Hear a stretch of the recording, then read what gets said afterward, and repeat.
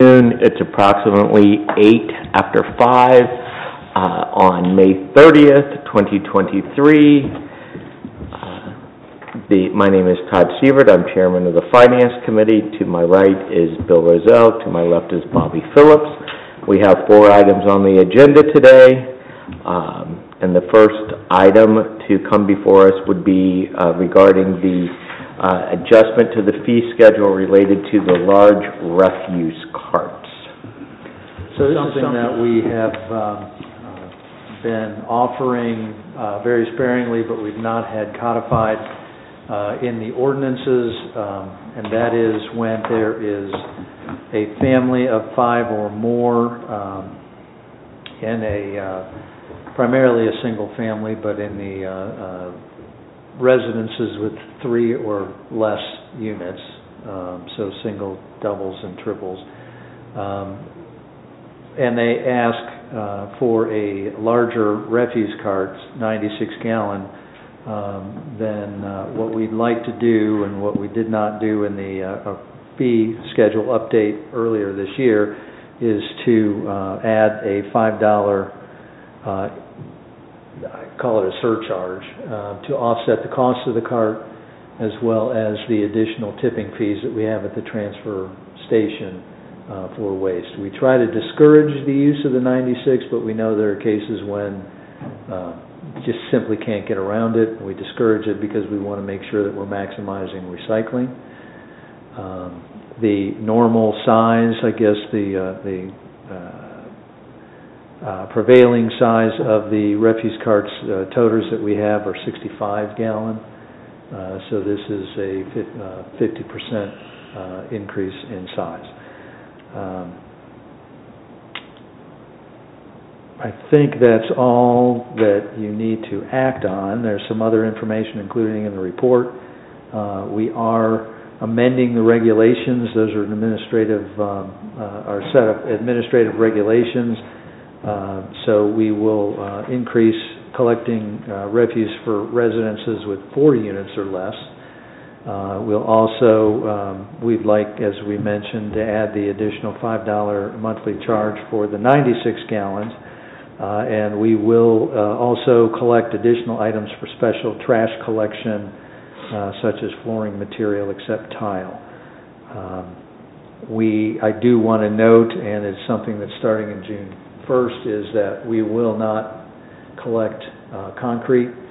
EPA has revised their rules, and so they have an issue with us taking those over to the dye mill facility, so we can no longer collect those.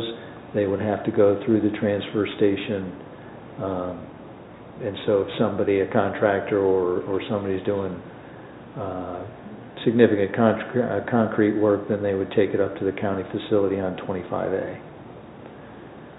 We are not asking for emergency legislation. So just to clarify, we're not talking about the regulations today. We're just looking at the $5 fee for the use of a large cart. How many carts are there out there that are 96 gallon? Couple hundred. That would be a couple hundred. 10,500 meter count, so we have about 10,000 houses. Couple hundred. I don't know. I'm just trying to figure out why now are we doing the $5 increase? It's something that we have planned on doing. Don't really feel that everyone else should subsidize the additional cost, and with the changing the regulations, changing some of the requirements and the do's and don'ts, felt like now is the right time to do it, rather than waiting until the beginning of the year next year with our normal fee schedule update. Well, would we look at everything at that time, all the regulations? Like, I don't understand why we don't pick up cardboard. So when would be the appropriate time to talk about that? Cardboard is recyclable. No, I understand. Okay. But so spouting, then we pick up spouting, but we don't pick up cardboard. When you say pick up, what do you... For big trash. Like, why can't we Well, put up because big boxes and get picked up? Because cardboard can be cut up and put into your recycling toter. Well, so could so could other things that we have, that we do have on our business. Cardboard's pretty routine to cut up. That's what I'm saying, that's not before today, right? Yeah, That will be at a different time Yeah. frame to have those No, you discussions. won't. You don't codify the regulations. The regulations are administrative regulations, not legislative. So we don't prove. We can certainly He takes care of it. talk off Record, okay. record. So, then the 96-gallon toter has to have a family of 5 in order to receive it? Is that correct? Yes. Household of 5. In the household. Right.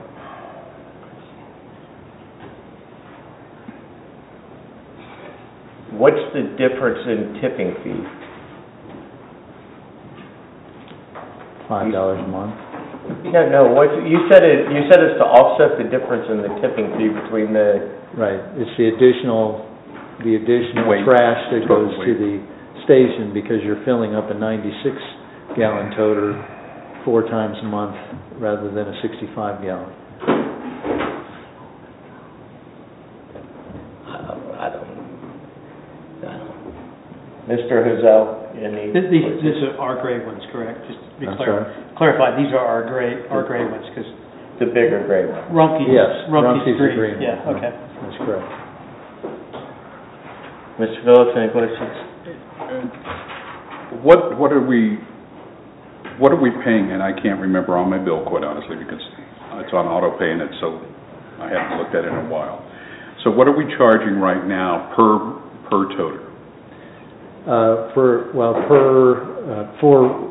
trash and recycling, $17.50. For both of those? That's correct. So they pay 22. So,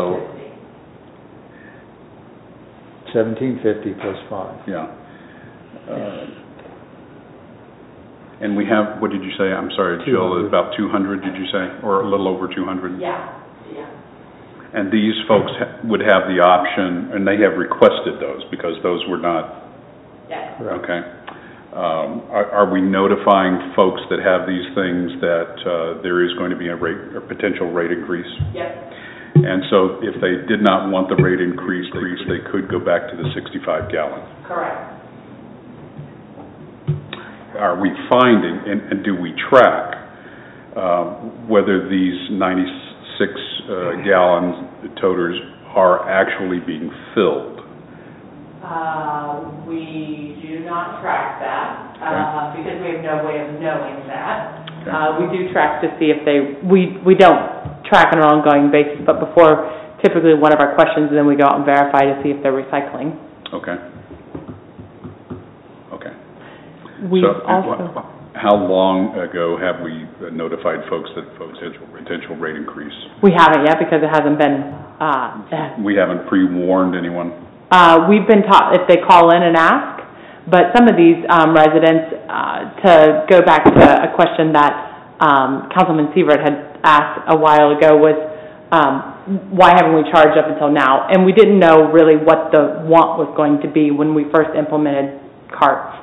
And so we didn't want to implement a fee because we didn't know how many people were going to want smaller as well, like the 34-gallon, but really, or the 48, and how drastic were we going to get with our carts. So we also compared rates with other communities in the area. So some of them charge 5, some of them as much as double. Like if you have 2 carts, you get double the refuse charge.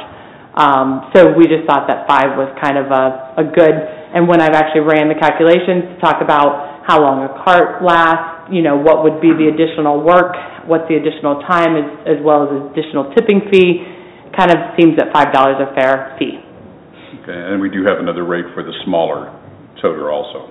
The 65, and then we really haven't, not too many residents requested the smaller, like less than a handful, like I'm going to say 20. Okay, Out of like the 9,000 to 10,000 residents. gotcha. Are they Yeah. charged less?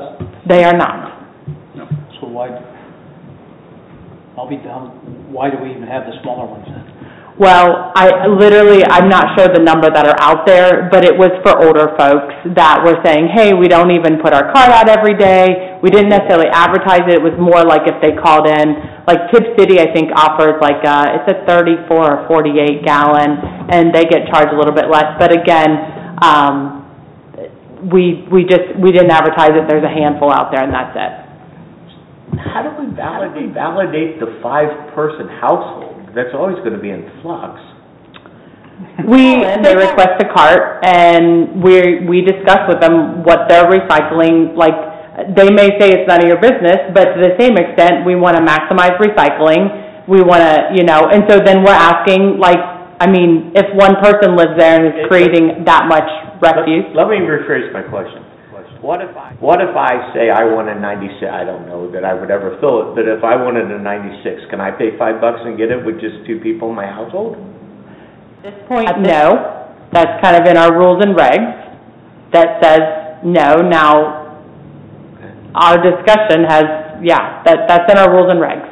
So if I have 5 people in my household and 3 of them go to college, I can still get it. We're going off of what people tell us. So if they say we have 5 people, if we say you shall have 5 people, and they say we have 5 people, then we go off. We just make sure that they recycle and are diverting as much trash as possible. I'm not going to fight it. It seems like a lot of work for $1,000 a month. You bring up a good question, a good point, and that is, the other factor that we need, that we can't always verify, and we don't dumpster dive, is, if you have a small number in your household, but you're accumulating enough trash to fill a 96-gallon toter, then Probably we wonder if maybe you have a small business, and maybe you're commingling your business with your residential. We're only residential. Or We're some not of these business. to go in the Rumpke container.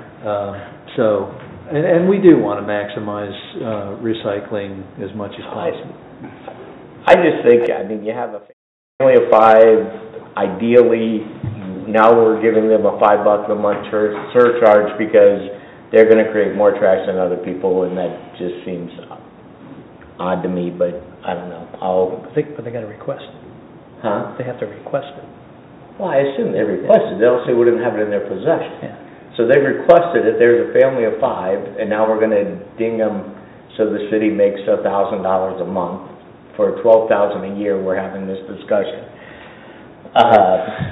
Anybody, Mr. Phillips, anything further than that? Well, in addition, we do have to plan for the tipping fee, period.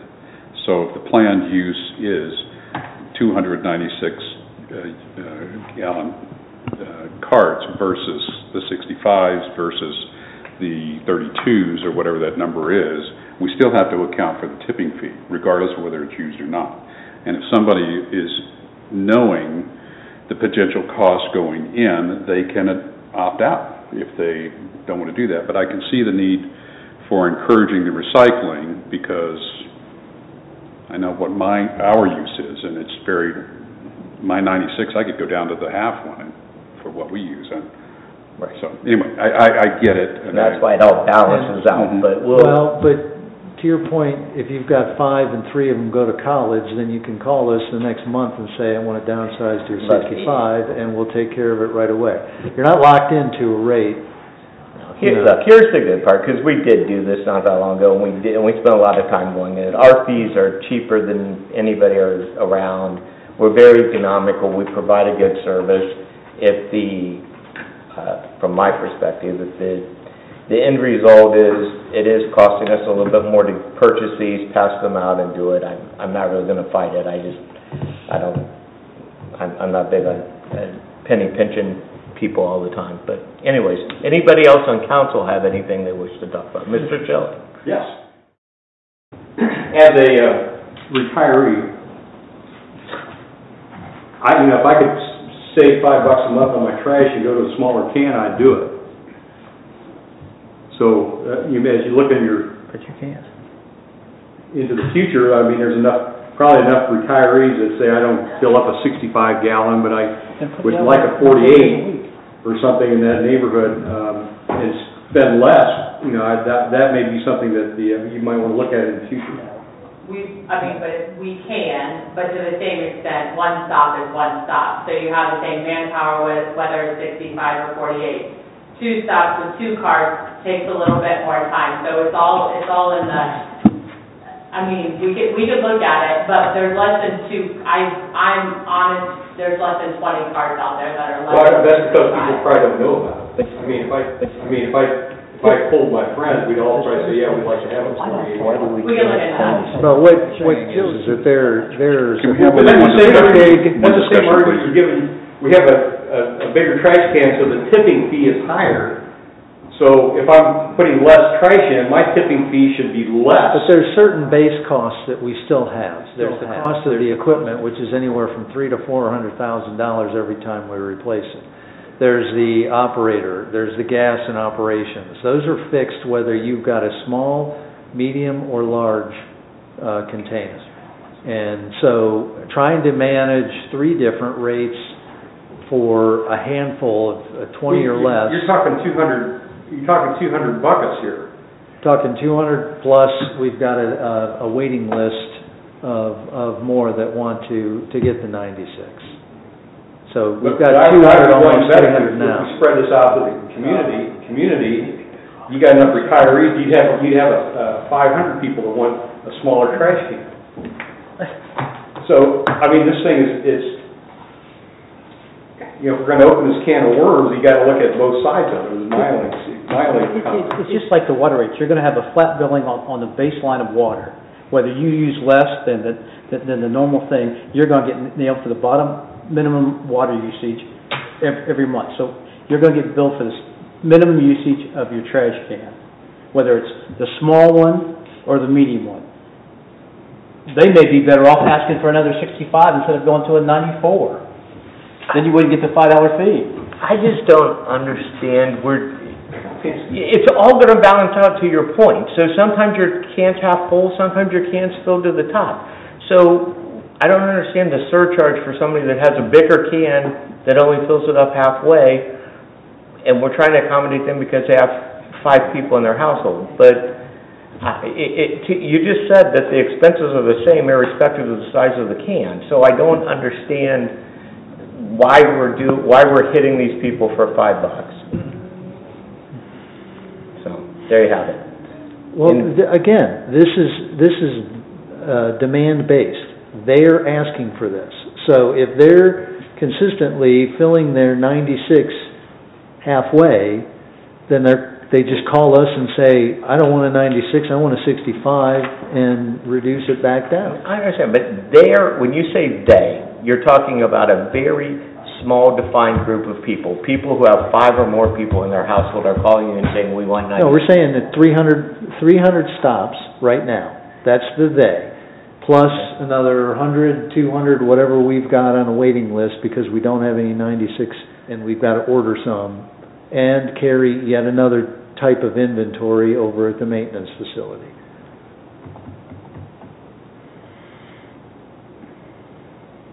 So 300 times 5, it's fine.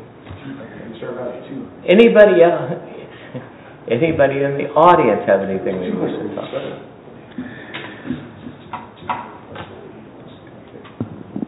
Okay, it is non-emergency, correct? Correct. So we can get community input. Mr. Phillips, were you going to say something? I think this is more for the regulation end of it and looking in the future that we do need to have those fixed cost comparison versus the weight difference, the tipping fee. That's the only portion that we're kind of indicating justifies the cost. It's not the fixed costs, it's the weight costs. It's the incremental costs. I got you. So I think that those are justifiable to be looked at, and then perhaps more discussion. What do you mean on your by regulations? Look at? Because we analyzed the trash rates earlier this year and said we don't need a rate increase. So those base costs have they've already been worked been in. analyzed. Yes. I believe we sent you an email. I recall that, but a month or two ago. The change of potential regulations coming up that you were talking about, that we were looking at administrative issues coming up in the near future? No, we've already looked at the administrative Then I regulations. misunderstood what you said. Yeah, Apologize for that. We've implemented those. This is the last piece of that.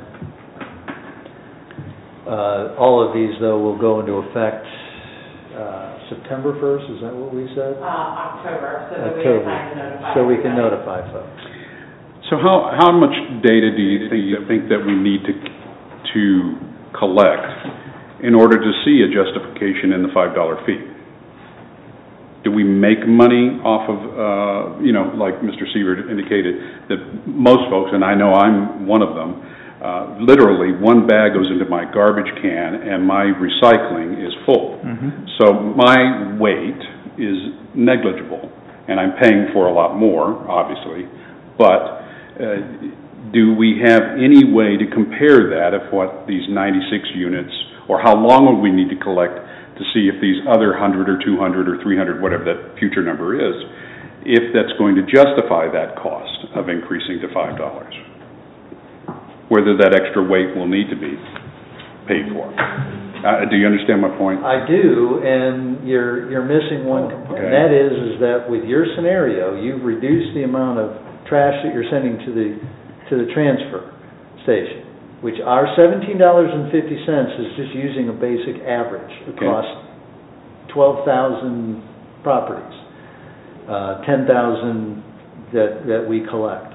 The other part of your scenario, though, is that you load up on your recycling. You're a heavy user of the recycling. That is the other component. We bid that out separately. Rumpke picks that up at I'd say it's a higher rate. I haven't looked at it lately, but there are certainly different and extraordinary costs of sending it to the recycling, especially when we're using a contractor, to a recycler. That's not free either. No, so that's the other component of the 17. So if you really wanted to analyze this, you'd be going to it's a cost what they call it, a pay per bag, or and we decided a long time ago that was virtually impossible to really truly track. Okay, so you bring up a point that I may have been missing in that the rate for garbage is cheaper than the rate for recycling weight. Is that what I just interpreted? It typically is. But we pay our recycling charges per stop. So it doesn't vary based upon weight. So we don't actually know what we're paying per ton for recycling, but it typically is more expensive. We do know it gets trucked further because it goes down to Dayton automatically versus here in Miami County. So in the books, are we operating in the collection, refuse or recycling, are we operating in the black? Yes. And I know we have to because of future garbage trucks and rate increases on hourly rates. I get all that. I get it. Okay. All right. Thank you. Anyone in the audience have anything they wish to add? Mr. Rozelle? Move forward. You what? Move forward. Mr. Phillips? I'm going to say no. I'm going to say no. Sorry. Look, I think there's families of 5 are generally going to be 3 kids and a family, or 4 and a grandparent or something like that. Their $5 is a surcharge. Call it what you want, but I don't think we need to do it. It balances all out at the end. So I'm a no as well. Okay. This is the recommendation of the committee. Next item is the Employee Creation Incentive Program. We have a existing business that would like to expand. They've requested us to analyze the incentive, the ESIP program. They do meet the qualifications. They are looking at a additional payroll of $2.6 million with 54 new employees, which as an existing business meets the threshold for a 6-year payroll withholding rebate. They are still negotiating with others on other state incentives, so the name of the company remains confidential. That is not unusual. We've done that in the past. And we are requesting emergency legislation so that they can continue to finalize the project and then start the hiring process. Mr. Rizzo, do you have any questions? So does this follow along the guidelines like TERT agreements? Tax incentive? This is a program. This is based on payroll income, not property tax abatement. What happens if they don't meet their stuff? I'm sorry? What happens if they don't meet their expansion? Well, then we suspend the rebate. The rebate is happens a year after they've submitted. If they submit information that doesn't meet the threshold, then they don't get the rebate for that year. Mr. Phillips? I have no questions, thank you.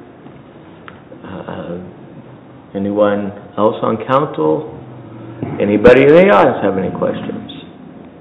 I think this is a good program. Mr. Rozelle, how would you like to proceed? Move forward. Mr. Phillips? Same, let's move forward as staff is recommending. And we're recommended with emergency legislation. So Finance Committee unanimously approves moving forward on the ESIP program. The third matter before us is the opt-out natural gas aggregation program.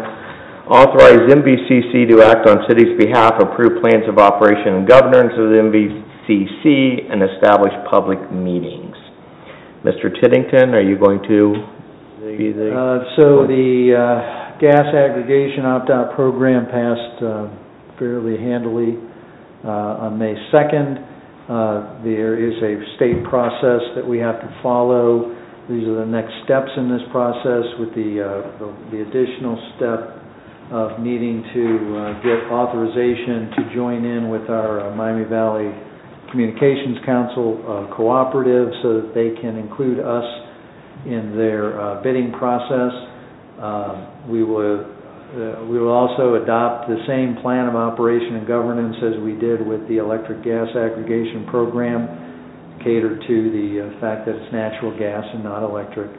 And then we are required to hold 2 public meetings to discuss and explain the program.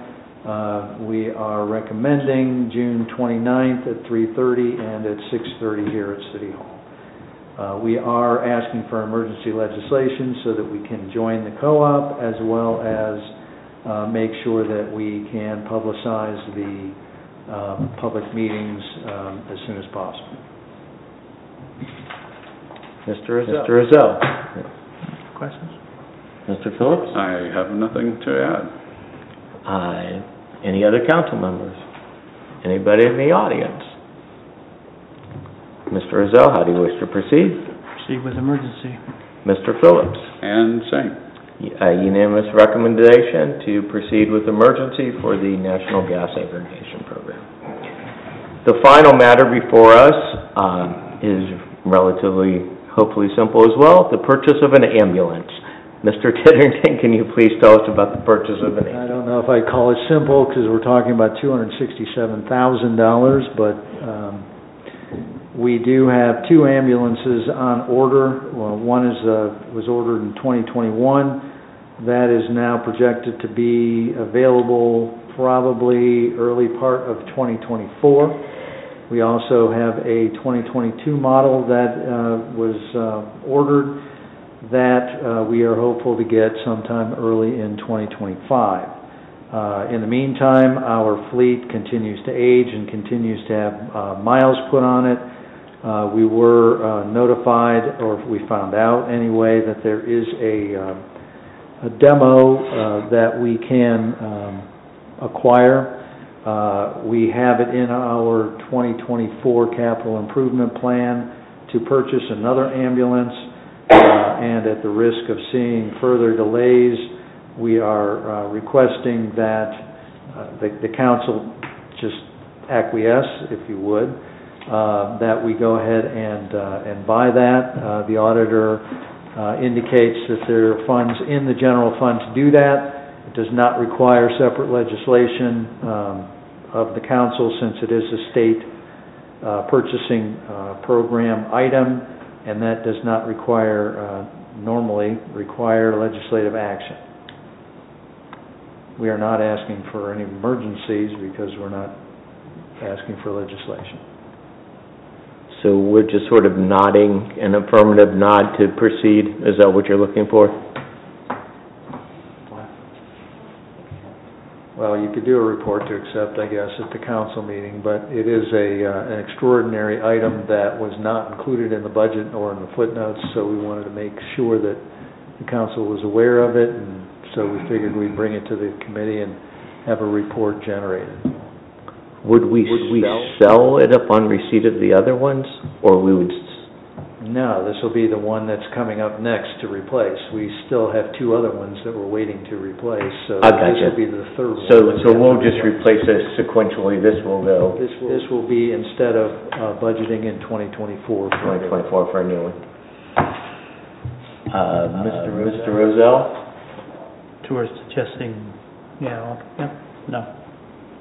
No Questions? No questions. Okay. Mr. Phillips? Going back to my statement a couple of months ago when I happened to take a ride in one of these units, is this Cadillac of Cadillac? I hope it is, because that other one was really bad. This is our newest specs.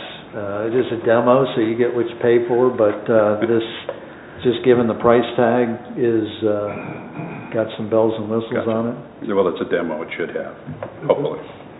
I don't have any other questions. It was kind of tongue-in-cheek, my question. Any council members? Mr. Whitten? Is the standard number of vehicles in the fleet, is it 3, so we're just kind of working on that? No, we actually have units. We may have 6, just to keep them, where did we throw our cruise around in 1998? That means come on to the podium. But to Mr. Phillips, this will be the one that would replace, it would put back into a reserve, the one that you had the privilege to ride in. Okay.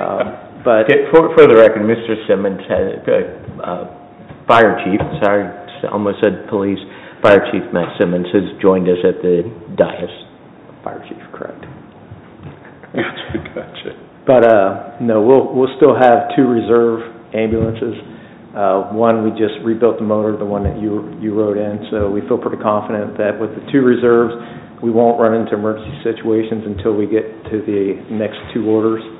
And then we still are Old Faithful's a 1998 Ford that we rebuilt a transmission in about a year and a half ago, so we feel pretty confident. Do you keep the 2 in reserve, do you keep them at the new station, or? We keep one at the new station and then the other one out at Station 13. Any other Mr. Schilling, I saw you kind of waved a little bit. Do you have any further questions? No, I mean, when like a demo, I mean, how many miles is, I mean, how do you base that this ambulance is worthy of the money? In other words, is it based on mileage, or when you say it's a demo, is this something that they've had at the factory, and if you wanted to see what they had, you go there and look at it and ride in it? Is that what a demo is? Pretty close. What happens, we get opportunities occasionally to have a unit to take around to trade shows. We wouldn't be able to take delivery of this. It's a 2022 Ford, just like the ones that we're currently using. Okay. But they do want to take it to one more trade show in July. We would take possession. If this gets approved, we'll take possession, get it striped the way we want it striped, and then they will take it one more time, but it has 6,000 miles on it.